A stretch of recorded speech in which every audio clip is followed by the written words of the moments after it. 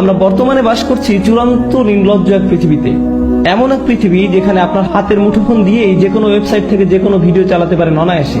Pornography industry বর্তমানে একটি $multi-trillion industry, যার উদ্দেশ্য এবং কাজই হলো আপনাদের প্রত্যেকেই যেন কোনো না কোনো ভাবে এসব নোংরামির ভোক্তা হন এবং প্রতিটি নারী পুরুষ ও শিশুর সামনে এগুলো যেন উন্মোচিত হয় তা তারা আশা করে। আপনিও দেখবেন, আসক্ত হবেন এবং পরিণত হবেন আরো একজন ভোক্তায়। এটাই হলো আমাদের সমাজকে দেয়া পর্নোগ্রাফির উপহার। এটা তৈরি করছে অমানুষ, মানুষকে পরিণত করছে পশুতে, যৌন বিকারগ্রস্ত মানুষে। এবং আপনাদের মধ্যেই দুর্ভাগ্যক্রমে কারো কারো এই আসক্তি রয়েছে এবং আপনারা এইসব জঞ্জাল অনলাইনে দেখছেন, আপনারা দেখেন এবং নিজেদের বিভিন্ন মোবাইল ডিভাইসে এবং অ্যাপে সেভ করে রাখেন। এবং এই নিয়ে আপনাদের ভিতরে আর কোনো খারাপও লাগে না, কেননা আপনারা নিজেরাই মনে মনে নিজেদের জন্য এগুলোকে গ্রহণযোগ্য ধরে নিয়েছেন। হয়তো মাঝে মাঝে এ নিয়ে একটু অনুশোচনা হয়, কিন্তু আবারও আপনি ফিরে যান সেদিকে। আপনি ভাবছেন অন্তত আমি তো কারো ক্ষতি করছি না, অন্য কাউকে তো দেখাচ্ছি না, নিজেই দেখছি, এইটুকুই ঠিক আছে। কিন্তু জানেন আসলে কি হচ্ছে? ভেতরে ভেতরে আপনার আত্মা নিঃশেষ হয়ে যাচ্ছে, আপনার সালাত হয়ে গেছে অন্তঃসার শূন্য। সে সময় আপনি একটু চোখের পানি ফেলতে পারেন না, কেননা আপনার হৃদয়ে আল্লাহর ভয় এতটাই কমে গেছে। কারণ হলো ওই সমস্ত নোংরামি যা আপনি দেখে আসছেন তারই ফলাফল। এগুলো আপনাকে পরিণত করেছে একটা মানুষরূপী পশুতে, যার ফলে আপনি এখন আর স্বাভাবিকভাবে তাকাতেও পারেন না। যখন একজন নারী আপনার পাশ দিয়ে যায়, আপনি যেন দেখেন একটা মাংসপিণ্ড হেঁটে যাচ্ছে। আপনার দু চোখ সর্বদাই নিরীক্ষণ করে বেড়াচ্ছে প্রত্যেককে। সারাটাক্ষণ আপনি হা করে তাকিয়ে থাকেন, চেয়ে থাকেন, চোখ নামিয়ে নিতে আপনার রীতিমতো কষ্ট হয়। যখন আপনি সাবওয়েতে কিংবা ক্যাম্পাসে অথবা যখন কর্মক্ষেত্রে নয়তো রাস্তা দিয়ে হেঁটে যাচ্ছেন, আপনি পারছেন না নিজেকে সংযত রাখতে। হয়তো একটা বিলবোর্ডের দিকে তাকালেন, আপনি দ্বিতীয়বার তাকান, তৃতীয়বার তাকান। এমন একটা সুযোগ আপনি হাতছাড়া করেন না যা দিয়ে আপনার অন্তরটা কলুষিত হয়। আপনি পরিপূর্ণভাবে একজন আসক্ত ব্যক্তি। তারপর কিনা আপনি আমাকে বলেন, ভাই নামাজে মনোযোগ আনবো কিভাবে? আপনি কোন দুনিয়া বাস করছেন? কোন জগতে আছেন আপনি? ভাইয়েরা আমার, বিশেষ করে ভাইদেরকে বলছি, জানি কিছু বোনেরও এই সমস্যা রয়েছে। এটা অত্যন্ত দুঃখজনক বাস্তবতা। এটা একটা যুদ্ধ এবং এই যুদ্ধ যে কোনো সামরিক যুদ্ধের চেয়েও ভয়ঙ্কর। এটি সেই যুদ্ধ যা কিনা ধ্বংস করে দিচ্ছে আমাদের অন্তরকে।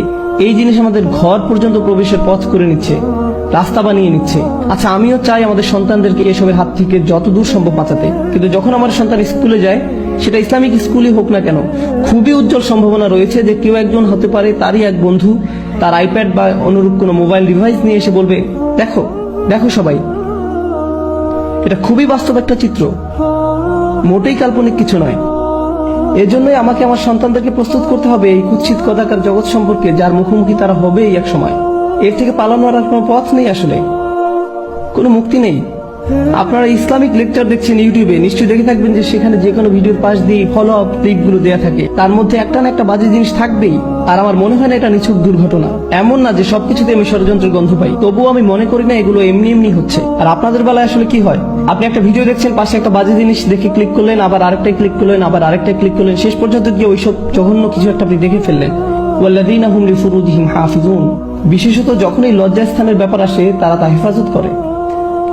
ভাই, আমার জন্য কি সমাধান? আমাকে বিয়ে করে ফেলা উচিত? দেখলেন না ওই দিন যেমন একজন জিজ্ঞেস করলো, আমি কিভাবে এখনই বিয়ে করতে পারি? না রে ভাই, এই জিনিসের সমাধান বিয়ে নয়।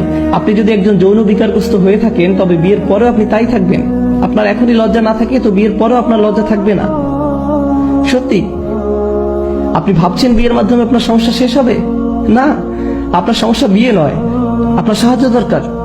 আপনাকে এসব বন্ধ করতে হবে, আপনার নিজেকে এভাবে কষ্ট দিয়ে থামাতে হবে, নয়তো আপনার ভেতরে আর কিছুই অবশিষ্ট থাকবে না। কদিন আগে একটা ইমেল পেলাম একজন টিনেজ বালকের থেকে, যে কিনা পর্নোগ্রাফিতে আসক্ত। নামবিহীন ইমেল। সে লিখেছে, আমি নিজেকে মেরে ফেলতে চাই, আমি পারছি না বন্ধ করতে। আমি 11 বছর বয়স থেকে এগুলো দেখছি, আমার বাবা মা কিছু জানেন না, আমি এগুলো পড়ি আর কাঁদি। কারণ এই ছেলে তো একা নয়, এরকম লক্ষ লক্ষ মুসলিম ছেলে মেয়ের আজ এই অবস্থা, লক্ষ লক্ষ। আমাদের ওদেরকে সাহায্য করতে হবে, যা কিছু পারি তাই করতে হবে। এগুলো প্রতিরোধ করার জন্য আমাদের $1 ট্রিলিয়ন বিজ্ঞাপন ব্যবস্থা নেই। আর এটাও আমার জন্য বলাটাও বাস্তবসম্মত হবে না যে এইসব ফেসবুক, ইউটিউব, টুইটার, ইন্টারনেট এসব হারাম। এটাই বাস্তবতা। এগুলো এখন অক্সিজেনের মতো একটা স্বাভাবিক ব্যাপার। আমরা শুধু যা করতে পারি তা হলো আমাদের তরুণদের সাথে এই বিষয়ে পরিপক্ক কথাবার্তা বলতে হবে এবং তাদের শেখাতে হবে কিভাবে এইসব জিনিসকে মোকাবেলা করতে হয়, এগুলোর ফাঁদে না পড়ে। এখানে যারা প্রাপ্তবয়স্ক আছেন, ইন্ডিয়ান মুভি দেখা বন্ধ করুন ভাই। আপনি কেন এইসব লেকচারে অংশগ্রহণ করছেন? কথা বলছেন সালাত নিয়ে, সালাতের গুরুত্ব নিয়ে, অথচ নিজেদের সংযম ধরে রাখতে পারছেন না। মা মেয়ে, স্বামী স্ত্রী, বোনেরা মিলে একসাথে যা ইচ্ছা দেখছেন, কি না দেখছেন। আল্লাহ, থামুন, বন্ধ করুন এসব, থামুন। ওয়াল্লাযীনা হুম লিফুরুজিহিম হাফিজুন। তারা তাদের লজ্জাস্থান হেফাজত করে। লজ্জাস্থানের হেফাজত করা মানেই যে ব্যভিচার জিনা না করা তা কিন্তু নয়। এর মানে সেই সকল জিনিস থেকে বিরত থাকা যা আমাদেরকে ওই প্রলোভনের দিকে ধাবিত করে। তারা লক্ষ্য করে, তারা রক্ষা করে, তারা জানে লজ্জাবোধ হুমকির মুখে পড়ে, তারা বোঝে কিসে তাদের দুর্বলতা এবং আকাঙ্ক্ষা চাহিদা সম্পর্কে। এই তীব্র আকাঙ্ক্ষা আসলে আল্লাহ আমাদের মধ্যে দিয়েছেন এবং সেটা আল্লাহ দিয়েছেন সঙ্গত কারণেই। তিনি এটা করেছেন আর সবার মধ্যে এই চাহিদা আছে, এটা বলতে আমার কোনো দলিল প্রয়োজন নেই। জানি আমি পুরুষ মানুষ যারা এখানে আছেন প্রতিদিন প্রতিনিয়তই আপনাদের সবাই এই চ্যালেঞ্জকে মোকাবিলা করছেন। বিশেষ করে এরকম একটা শহরে, অন্তত টেক্সাস আর একটু বেশি রক্ষণশীল, অনেক বেশি না কিছুটা বেশি। কিছু শহরে অন্তত এসব কুরুচিপূর্ণ বিলবোর্ড বা এই ধরনের জিনিস বসানোর অনুমোদন দেওয়া হয় না। আসলে তারা বিলবোর্ড টাঙানোর অনুমোদন দেয় না, কিন্তু সেটা হয়তো দ্রুতই বদলে যাবে, কেননা শেষ পর্যন্ত সাম্রাজ্যবাদেরই জয় হয়। কথা হচ্ছে আপনারা এমন এক শহরে বাস করেন যেখানে সবই আপনার সামনে উন্মুক্ত, কোনো কিছুই বাদ নেই, সবকিছু। আর আপনাদের রীতিমতো মরণ যুদ্ধ করতে হয় নিজেদের বাঁচানোর জন্য। এই অনুচ্ছেদটিতে এমনকি খুব বেশি বড় লক্ষ্য অর্জনের কথা বলা হয়নি, এখানে কেবল ন্যূনতম অংশটুকু এসেছে। আগেই বলেছি আপনাদের, তাই না? এগুলো হলো ন্যূনতম, যা না হলেই নয়। আমাদের ন্যূনতম কর্তব্য হলো যে আমাদের যাবতীয় নির্লজ্জতা, ব্যয়াপনা থেকে নিজেদের বাঁচিয়ে চলতে হবে, নিজেদের ভেতরে এই প্ররোচনার বিরুদ্ধে যুদ্ধ ঘোষণা করতে হবে। আর আমি জানি আপনাদের কেউ না কেউ আছেন যারা এসব বন্ধ করার চেষ্টা করছেন, তারপর আবার ফিরে গেছেন, আবারও চেষ্টা করছেন, আবার ফিরে গেছেন, বারবার ফেসে যাচ্ছেন এই চক্রান্তে। জানি আমি অনেকেরই এমনটি হচ্ছে। আপনারা যুদ্ধ করে যাচ্ছেন এর সাথে, তবে হাল ছেড়ে দিবেন না। আর সেজন্য যা প্রয়োজন করুন, কখনো একা থাকবেন না, সব সময় ভালো বন্ধুর সাথে থাকুন, লাইব্রেরি চলে যান আর সেখানে পড়াশোনা করুন। এমন কোথাও চলে যান যেখানে আপনার আশেপাশে আরো মানুষ থাকবে, কারণ আপনি যখন একা থাকেন শয়তান আপনাকে একা পেয়ে বসে। আর আল্লাহর ভয় যদি আপনার মনে যথেষ্ট না থাকে, তবে অন্তত মানুষের ভয় যদি কাজ হয়, অন্তত নাই হোমার চেয়ে তো কানাবোমা ভালো। আপনারা জানেন এসব কথা অন্যখানে আমি আগেও বলেছি, বাবা মায়েদের আরো বলছি, যদি আপনার বাসায় কম্পিউটার থেকে থাকে দয়া করে সেটা ল্যাপটপ না হয়, বাসার ডেস্কটপ রাখুন, আর মনিটরটা যেন বড় হয়। আর এটা নিশ্চিত করবেন কম্পিউটারটা যেন রান্নাঘর কিংবা খাওয়ার ঘরে থাকে, বসার ঘর ব্যবস্থা করবেন না। বাচ্চাদের ঘরে তো নয়, এমনকি আপনাদের শোবার ঘরেও না, খাবার ঘরে কম্পিউটার রাখবেন, একদম সবাই দেখতে পাচ্ছে এমন দিকে মুখ করে। তুমি হোমওয়ার্ক করতে চাচ্ছ, করো, মনিটর এদিক ওদিক ঘোরাতে পারবে না, সবার মুখের সামনেই থাকবে। এভাবেই আপনাকে করতে হবে, বুঝলেন? এভাবেই আমাদের সাবধানতা অবলম্বন করতে হবে। আপনার 11 বছর বাচ্চাকে স্মার্টফোন দিবেন না, কি ভাবছেন আপনি? ব্যাপারটা মোটেও স্মার্ট নয়।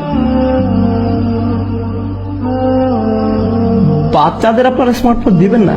আমি কেন এমন দেখি যে ইসলামিক স্কুলে ক্লাস 2 বা 5 এর বাচ্চার হাতে আইফোন 5, আমার নিজের আইফোন 5 নেই, আর তাদের কিনা আছে, কিসের জন্য? আপনারা জানেন এগুলো কত ভয়ঙ্কর হতে পারে? ইল্লা আলা আজওয়াজিহিম আও মা মালাকাত আইমানিহুম ফাইন্নাহুম গায়রু মালুমিন। আর তাদের স্বামী স্ত্রী ব্যতীত, তাদের অধিকারভুক্ত দাসী ব্যতীত, সেক্ষেত্রে সংযত না হলে দোষের কিছু নেই। আল্লাহ বলছেন আমাদের এসব আকাঙ্ক্ষা রয়েছে এবং আমরা সেগুলো সম্পাদন করতে পারবো, পূরণ করতে পারবো, কিন্তু শুধুমাত্র আমাদের বৈধ স্বামী স্ত্রীর মাধ্যমে। কিন্তু এর বাইরে আমরা কোনো কিছু করতে পারবো না। আর একটা ব্যাপার, যখন মানুষ ওই সমস্ত জঘন্য জিনিসে আসক্ত হয়, অবিরতভাবে ওইসব নিয়ে পড়ে থাকে এবং অতিরিক্ত বেশি পরিমাণে সেসবের সংস্পর্শে থাকে, তাদের দাম্পত্য জীবন হয় দুর্বিষহ। ভোগ সুখ নিয়ে তাদের নিজেদের ভেতরে এক ধরনের অলীক এবং অবাস্তব ধারণা গড়ে ওঠে এবং তখন তারা নিজেদের স্বামী স্ত্রীর কাছ থেকে সেই সুখ খুঁজে পায় না। ঘরে ঘরে এগুলো নিয়ে অনেক বড় ফিতনা তৈরি হয়, পরিবার ধ্বংস হয়ে যায়, মুসলিম পরিবার। এগুলোই বর্তমান সমাজে আমাদের হচ্ছে। আল্লাহ তাদের সম্পর্কে বলেন যারা সালাত প্রতিষ্ঠা করে, তিনি বলেন আমি বর্ণনা করছি যারা সালাত বা নামাজ প্রতিষ্ঠা করে, এগুলো হচ্ছে মওসুফ আল মুসল্লিন, সালাত প্রতিষ্ঠাকারীর বৈশিষ্ট্য। আল্লাযিনা, সব আল্লাযিনাগুলোর প্রত্যেকটি হচ্ছে মুসল্লিদের এক একটি সিফাত বা বৈশিষ্ট্য। অর্থাৎ যারা সালাত কায়েম করে তারাই হলো সেসব মানুষ যারা নিজেদের সালাত কায়েমের ব্যাপারে নিয়মিত এবং অবিচল। এরাই হলো সেসব মানুষ। ফামান ইবতাগা ওয়ারাআ যালিকা ফাউলাইকা হুমুল আদুন। আর যারা কিনা এই সীমার বাইরে চলে যায় তারা মূলত আগ্রাসনে লিপ্ত। এসব কাজে এক প্রকার আগ্রাসন। দেখুন, যখন কিনা আদু উল্লেখ করা হচ্ছে অথবা আদিন আসছে আদুন থেকে, আদা থেকে, ঠিক আছে? আল আদুন, আল আদাওয়া আরবিতের মানে হলো শত্রুতা।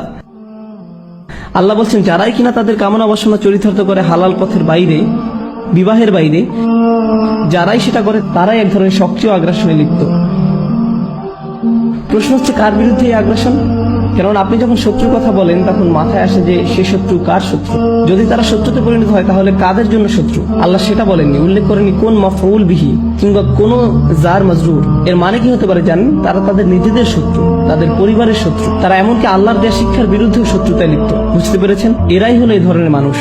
আপনার আর আমার সবচেয়ে যে গুরুত্বপূর্ণ সম্পদ তা হলো আমাদের অন্তর, আমাদের হৃদয়। আর এই নির্লজ্জতা আমাদের অন্তরটাকে ধ্বংস করে দেয়, নিশ্চিহ্ন করে দেয়।